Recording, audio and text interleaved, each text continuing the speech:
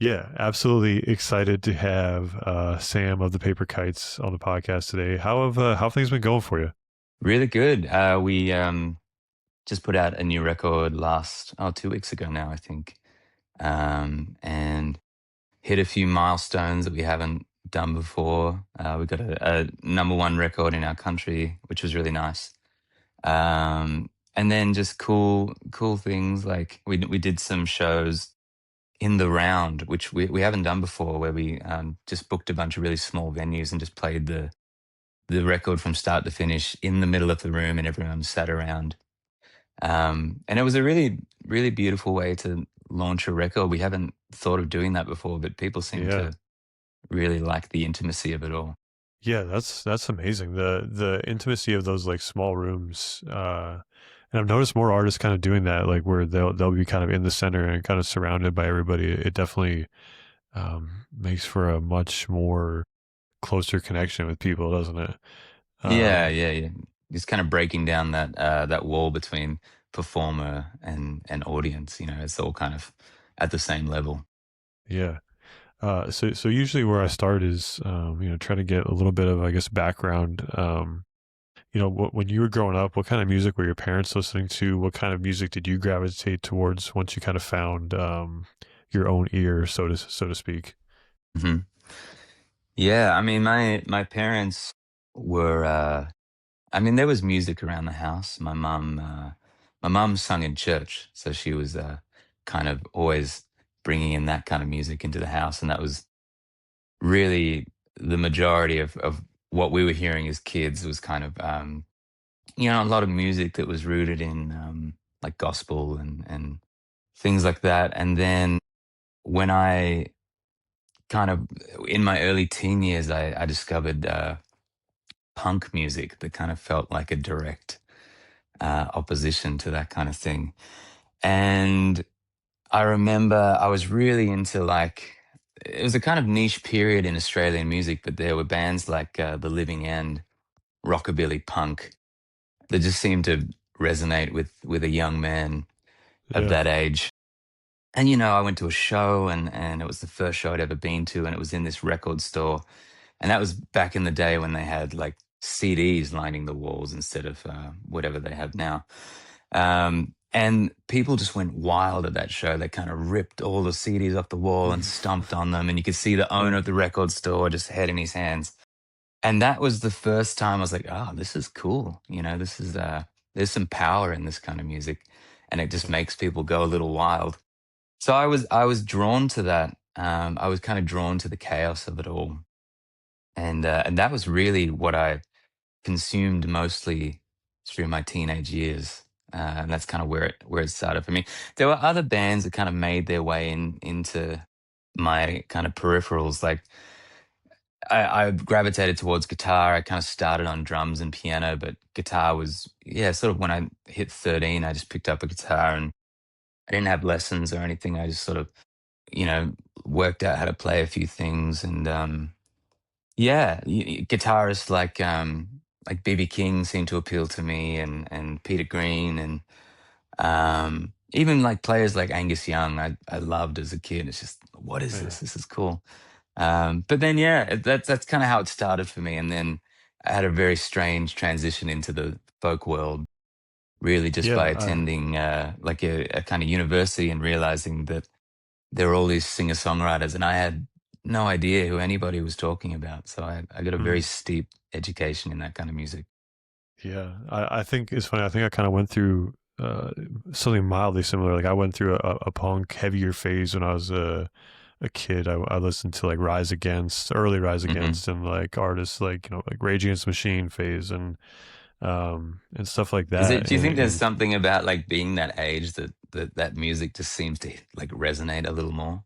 yeah, there definitely has to be because like I mean maybe it's the transition into adulthood and things of that. But yeah, it was like Rise Against, Rage Against the Machine, Metallica. A heavy hmm Linkin Park phase.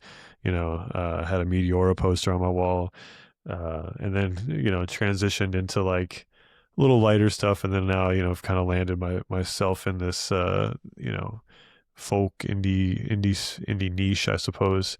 Hmm. Um, so I'm curious. So you guys have been putting out music since 2013, if I remember correctly. Maybe before that. 2010, yeah, 2010 was kind Okay. of the first release of music. Yeah, Okay. first record was And 2013.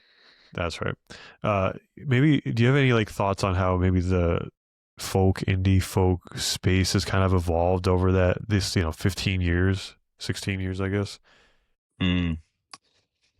Yeah, I mean, it's certainly it's never gone away completely, and it's always really been there. Even even through the '90s when kind of grunge and boy bands and girl bands are at the forefront of people's minds.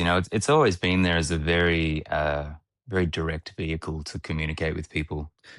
And when we started, it was kind of having this renaissance again. You had Australian bands like the Middle East that were kind of holding the torch for that kind of music. And yeah, I suppose internationally, you had bands like Mumford and Sons, and I mean, they were a very extreme example of I suppose the popularity of that music at the time.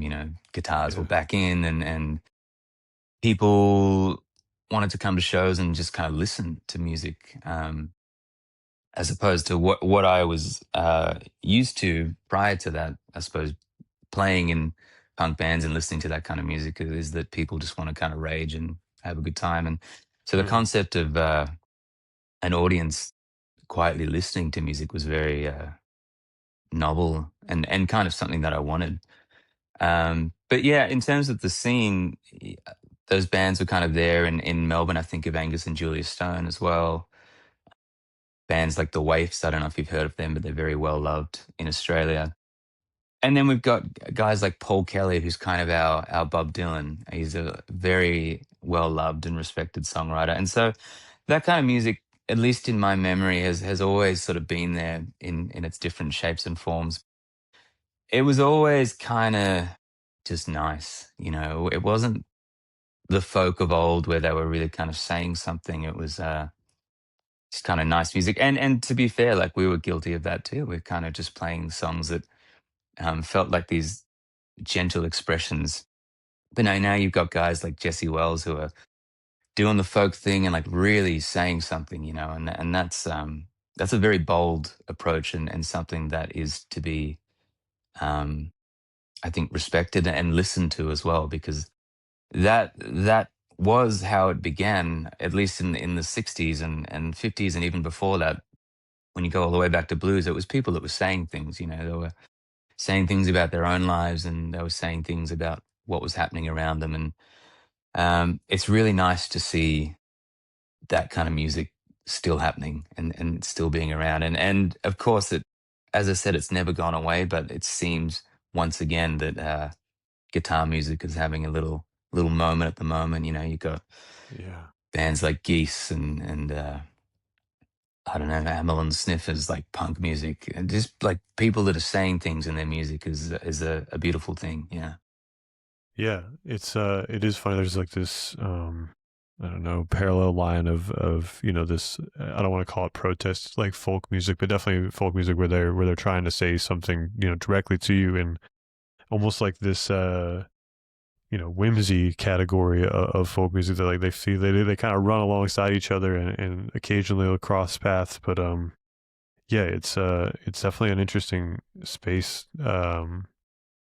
Especially nowadays, you figure artists like Noah Khan's probably like as peak as it is at the moment in terms of that space, I feel like. And then yeah, you have artists like Jesse Wells, and um I listened, there's an album that comes to mind from uh Max Garcia Conover and Haley Hendricks that they just recently put out, that's very like trying to say something, speaking on the current events of the world and things like that. So it's a fun space to consume music, for somebody like me. So you guys, seventh studio album. Uh, Mm. if you go there, I hope you find it. What are some of like the overarching themes behind the album? Having listened to it, I have my personal favorites off of it, but yeah, I'd just love to hear you kind of touch on what went into it and just kind of what's it about? Yeah, I mean, it's as the title suggests, it's an album of searching and looking for belonging, and for me at least, um, having to kind of answer a lot of these questions that I hadn't really thought about. You know, I mean, I obviously have an idea of um, what I want to say and what I think the record should sound like, but I normally don't delve too deeply into the themes of the records, only because I'm very happy to let people think what they'll think, and I'm happy to let songs fall how they will for the listener. But I did realize that this is kind of our first record that inherently feels like home. I think we've had a lot of records previously that have just felt like elsewhere to me, and often that's because they have been made elsewhere. You know, we've made records in Seattle and in Connecticut, and the most recent record prior to this one was in a small country town in Australia. That was the Roadhouse record, and so none of them have really felt particularly grounded in a sense of home. But this record, I mean, as you probably heard somewhere, we rehearse out on a farm in a place called the Yarra Valley, which is a beautiful country, beautiful part of the country, wine country, so a lot of rolling hills and such. And I would normally be writing in a place like this that I'm in now, but I didn't have this at the time. Our house was being renovated, so I had nowhere to write music. And a friend of ours offered this space at the farm just for the year to write. And so a lot of these songs came together there. And it was off the back of having finished a record that I thought we would be doing next. Um, that was, you know, like, I guess a little darker a direction, which I was kind of interested in. And then I showed the guys the songs, and it wasn't so much a we don't like this. It was more a I don't know if we want to move on to this yet. We kind of feel like we really enjoyed what we did on Roadhouse, and that kind of thing we do really well. And I think there was just something pulling everyone back, saying there's something that needs to happen first before we move on to this other record. And so I had to start from scratch and started working on all these songs. And we had this kind of crisis meeting where we all sat in this room, and everyone was kind of like, well, what are we going to do next? You know, what is it that we actually value about making music? And we ended up with this kind of vision board of all these phrases that were just things that over the years we'd come to believe we do well, and we value, and it's important to us. And so I kind of had that going into writing these songs. And I don't know, the way it came together, it just, the songs themselves just really felt very rooted in this place that we now live, and that we have put our roots down. And you know, that's a difficult thing for musicians to do. I think you're often traveling, and um, it's very difficult to hold down a stable life outside of touring all the time and playing these shows. And we're very lucky that we've been able to do that. And that's credit to our idea of family, and our values and what we think is important outside of just being a musician. And so the record ended up being this kind of I don't know, like homage to our families, and a place that we have found, and that we found acceptance and belonging in. Yeah, I am curious, like in terms of everything you do outside of being a musician. Is that, I mean, have done it for a while now. Is there a good balance to being able to be a musician in one hand and have a family or a whole other life? It feels like outside of that. Have you found a good balance over time with that? Yeah, yeah, it's been something that has been and is still being finessed, because it's not always easy, you know, and especially now that a lot of us have families, and some of us, well, all of us have kids. You know, balancing that is really just a, I think it's a question of how much time do you want to be away, and when you're home, how present are you and how much are you able to be there. Especially as a songwriter, I mean, anyone that works in any kind of creative industry would know that inspiration strikes at all manner of hours, and you can really get caught up in it. You know, you can really just uh, because it is a selfish thing, because you do need to be selfish in order to pull these songs out. And you know, there has to be a line when family comes into it, and you got to kind of treat it like a job a little more, as opposed to I feel inspired and so I must write. You know, it's had to change for me. Um, Luckily, I have a weird room that has is now kind of my sanctuary, and it's kind of like the Narnia room of the house. It doesn't look like any other space in the house, but it is a place that I can work, and I can come in here and kind of treat it like the job that it is, and then walk out and just be present and be a part of where I am. So the separation is important, I think. Yeah. Yeah, I would I mean as someone who I think, is trying to still find that balance myself, I would agree, like having a space where you feel like you could kind of shut the door and kind of really try to leave it, even if it's like this um odd physical, visualization of it. I think it matters for sure. So when you're writing songs in terms of the Paper Kites, is it a solo process, or do you end up is it turn into this big collaborative piece as the album kind of comes together? It's a little of both.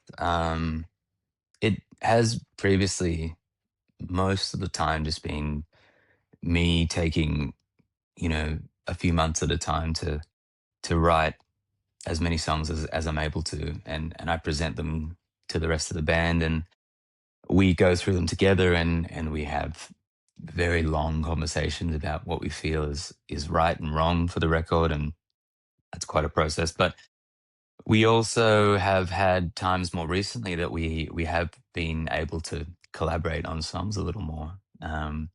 Not too many. I would love to do a little more of it, but I'm also just very. I like to write by myself. I don't do a lot of co-writing with other people.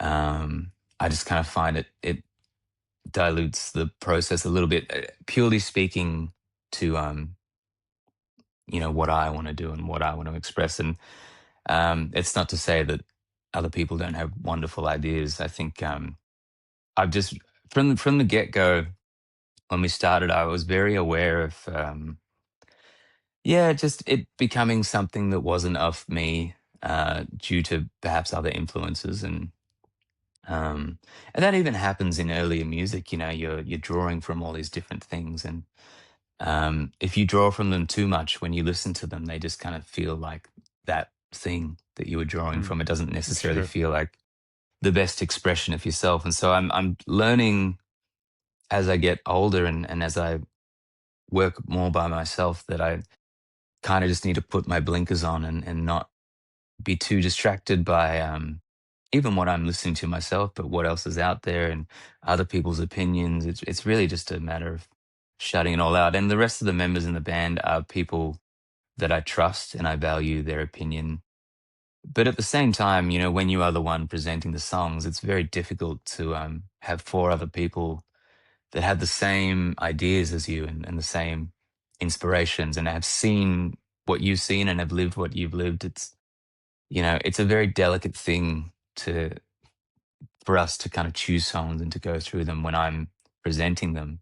But we've managed over the years to kind of find a nice balance, I think, and a healthy level of respect for the songs and the opinions of all.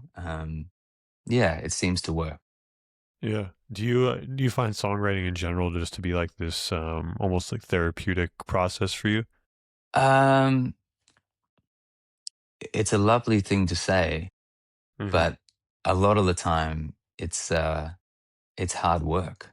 Yeah. I'm very careful to speak about songwriting like it's just this beautiful emotional release. And when you listen back to a finished song, it does there is healing in that, I think, because you've managed to pull something out that you needed to get out. And so I think that that's important. But it's work as well. I would never want to say that it's not.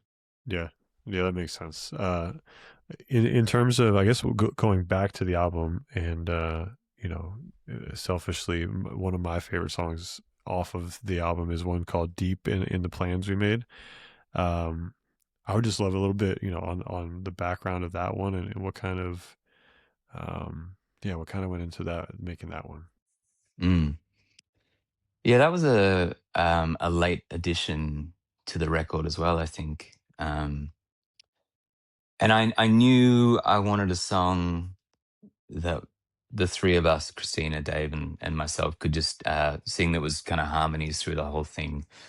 I think I'd just been listening to, like Crosby, Stills, and Nash and Young, um, that were able to track these songs like that. And we'd really wanted to track a live record, all being in the room is what I mean, still in the studio, but um, just not caring so much about the imperfections, and trying to allow ourselves to be a little more vulnerable towards, yeah, just the natural sound of our voices and not getting it perfect. And that song was born out of a conversation with Christina, I think, and she was just talking about, like, we need a song that kind of talks about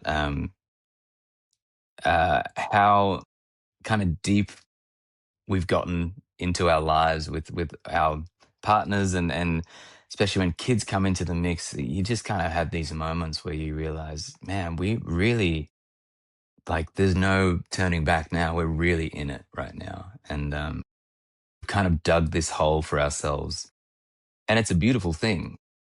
Can be, most of the time it is, but you know y- it's something that you're in it together, and to get out of that hole is very painful, and it's almost just like, that first line, if you go, I'll go with you, what else would I do? Like, it's realizing that we're so deep in these yeah, these plans that we've made for our lives, that the thought of trying to get out of them, it just seems unthinkable. And so the lyrics were written straight after that conversation, and I had to go to the supermarket. And funnily enough, I ran into Christina at the supermarket. Hmm.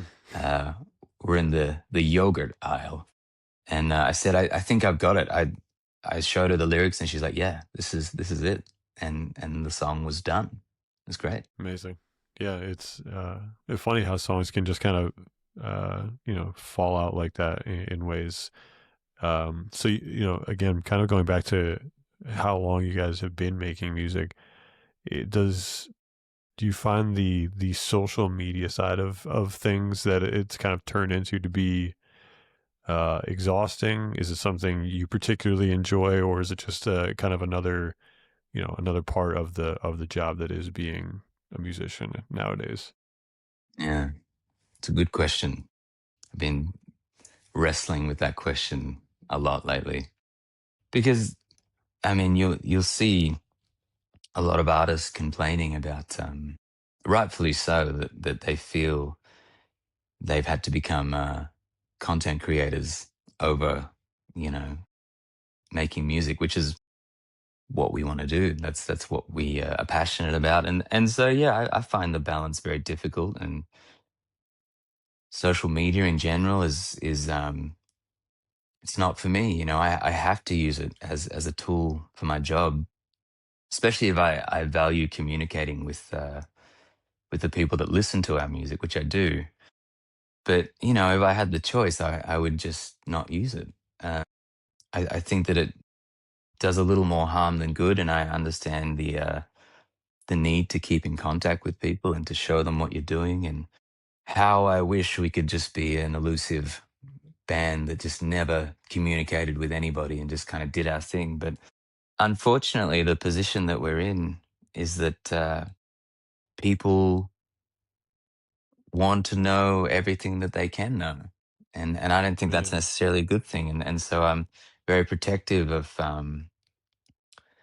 yeah, over explaining things, and showing too much of ourselves. I just don't think it's necessary. I think the music should speak for itself, and I don't want to compete with everybody that's sort of just making a lot of noise all the time. I'm very happy to just sort of sit back and just let the music do its thing. But yeah, it's a really difficult time because you want to walk that line of being an artist and putting the time into your craft, and you have labels and teams that are saying you need to show people more, you need to give them more, we need more content.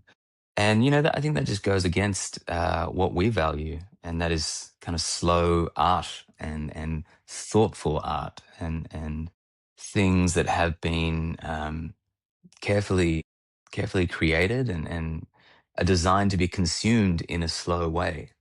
And I still hold on to that, and I don't really care or mind if that goes against what people, even our fans, want. But I think that the people that listen to our music and the people that are still, listening to records from start to finish, I don't think that's in jeopardy personally, even if there's other ways that people want to consume it, if they're like just singles or the way things going with AI and how that's going to affect art. I still think that there's going to be, you know, plenty of people out there that value, the humanity of the thing and the slowness of the thing. Yeah, so it doesn't worry me too much. Yeah, amazing, honestly, because I think, yeah, in a world that feels like it's constantly, trying to speed you up, I do think, uh, kind of having that slow art, even that slower, music at times to listen to goes a long way, in a lot of ways. So, and I do think you guys were not, I don't want to say lucky per se, but you've had, it was kind of nice to have that base ahead of time before, it was required of you, right? To have social media and to like build yourself through music and the internet at the same time in ways. Yeah, So, and that's not a luxury that a lot of new acts have, and you mhm, see it, don't you? It's really difficult to break through past a certain level when you haven't had years before all of this stuff was important to kind of build on your I suppose the lore of the band and the lore of what you do and what you're about. And that's done by not giving everything away, by not showing every minute of every day and every moment, on the internet. I think that's a really challenging thing that new artists have to face yeah. is there still room for mystery? Is there still room for not overselling every moment of your life? Yeah, that is one thing. You brought up geese earlier. I feel like that's one thing that uh, their frontman Cameron Winter has done pretty well. Is like there's a level of like unknown about him that I think intrigues people to a certain extent. Um, so the next one I usually get into is let's say you were teaching a music class and you had 4 or 5 albums that were required listening specific to your taste. What would those 4 or 5 albums be? Wow, that's a big question. That's a hard question. I'd be very interested what other people have said. Now, am I trying to influence these kids and turn them onto what I think is important, or am I trying to give them a Yeah, broad taste? I would say it's kind of specific to what you feel is important. Hmm. Hmm. That's tricky. I mean, like I just feel like the Beatles must be in there. You've got to have them in there somewhere. I'm trying to get my son into them at the moment. I just think whether you're a songwriter or just a music listener, and people trash the Beatles, and like some of the personalities I understand were a little questionable. Um, but that's a great example of a band that kind of started as this boy band essentially, and really flourished as artists, I think, through the 9 or 10 years they were releasing music. Let's say I'm an Abbey Road guy, Sergeant Pepper's, one of those records. Great record to have. Man, just trying to think of what are we doing here? Joni Mitchell, it has to be Joni. If you want to know about how to put feelings into songs and wild melodies and how to express yourself, Blue, it's got to be Blue. That's a great record. That'd be number two. Number three, I mean, you got to have an understanding and appreciation for the blues. I feel if you are to play any kind of music, you've got to understand where it's come from, and you've got to understand the many transitions and the breakoffs of country and soul and R&B and hip hop and pop music. Where it's all kind of come from. I mean, you could choose any of those records, but I think, man, an album like BB King live at Cook County Jail is such a good record. That's a really great live record and amazing playing. And whilst he's not one of the earliest blues players, of course, he's still, I think, carried the spirit and kind of turned a lot of people on to that kind of music. So that would be in there for sure. I'm a big Nick Cave fan. You'll see him there. I think he's, as he ages and everything that he's been through, I think his music just seems to carry more weight for me. I'm a big fan of Push the Sky Away or The Boatman's Call. I think they're both killer records. Either one of those. Lastly, what have I not covered yet? So many things. That's such a hard question. Yeah. Um, I mean, yeah, there's just so much, so much. I wanna be careful with picking too many male artists because you got to have a balance. You got to have a balance. Etta James is so good, man. Etta James. If you listen to like At Last, that whole record is an incredible record. I'm gonna stick with Etta. Yeah, I think that's a great five, as good a five as we've had. It's definitely a tough on the spot question to try to come up Mm. with some stuff. Oh yeah, Um, but yeah, you did really well, I do believe. great. The social media folks will tell us how good you have or have not done. I So see some nice records behind you as well. You get the Doors yeah, there. Is that yeah, Cosmos that's Factory too? yeah, Cosmos Right Factory. Yep, on, I got man. Father John Misty's up there. Some Yeah, other great record. favorites. So then the next one we usually get into is in terms of the Paper Kites discography. What song are you most proud of? In terms of the whole discography, Hmm. that's a big question. Um, I'll give you two. Um, I'll give you "Shake Off the Rain" from the most recent record, um, and only because doing this record was off the back of At the Roadhouse, and we asked a few friends to join the band for that project, and there was eight members of the band, and we toured like that for 2 years, and so it was a big sound, and we kind of came to rely on those musicians for the sound of the band, and so coming back to just the five of us was really it was a little daunting. There were feelings of, can we still sound great with just the five of us, and that was one of those songs where just playing it with the five of us, it was a really like comforting kind of thing, realizing that, oh, this is us. This is kind of what we do. And I think that's just a really lovely representation of a band that's kind of grown through the years and is very comfortable with where they've kind of found themselves. The other song, I think of songs like a song called Neon Crimson. It's on an album called 12/4. Very raw song and very, very kind of sad song to play because of where I remember myself being at the time. But yeah, it's just one that stands as something that I'm proud of writing, and I don't really Yeah, have any kind of technical reason other than I'm I'm I'm glad that it exists. yeah, love that. Yeah. And then I live my life in music curation, so I always ask a song or a project that you've just kind of really been into recently. Mm, yeah. Just trying to think. I'm always listening to records. I've always got something happening.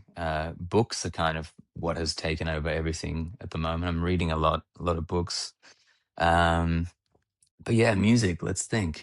We have some friends of ours from London, a band called Flight, and they put out a record recently. The name is now eluding me. They're going to be really down my throat for not remembering what the record called. Anyway, if you look up their most recent record, it's got to be one of my favorite records of recent times. And Dave actually does He does a playlist, a monthly playlist, and he's mentioned that record as well as one of his favorites. And it's just like it's inherently English, very cozy record, but the songwriting is just like top tier songwriting for me. I just think it's stunning. That and Phil Cook, who is a pianist from your side of the world, released a record called Appalachian Blues. It's just a piano record, instrumental, but it's really incredible. It's just nice to not have to think about what someone is saying for a while and just listen to pure feeling through his Yeah. beautiful playing. It's an amazing record as well. Yeah. Yeah, I'll have to take a listen to the Phil Cook one. I think I've listened to the Flight album. I'm almost positive. I can't think of the name either, but I'm 99% sure I've heard it. Yeah, Um, it's really beautiful. and then it kind of wrapping up. You guys, you have the new album out. What else can everybody look forward to? And yeah, what do you got going on? I mean, immediately when a record is out, I'm on to the next thing. I don't really want to revel in it's out. It's kind of yeah, enjoy. I'm on to the new thing. Um, I don't know. I mean, we have a record that is written. Whether that is the next thing we're going to do, I'm not sure. There is talk of maybe doing a follow up to Roses, which is a record that was comprised of duets with lots of different artists. And with just traveling around, you make a lot of friends and people that you think, gee, it'd be great to do a song together one day. So Yeah, that's bubbling in my mind is maybe a follow up to that record. Yeah. Scoop. amazing. Yeah, I got the scoop. Well, I appreciate you taking time out of your morning and sitting here and talking to me. And yeah, I love the album, and catch you guys stateside again sooner or later. But yeah, I appreciate you taking time. Yeah, no problem. Really nice to talk to you, man. Appreciate it. Yeah.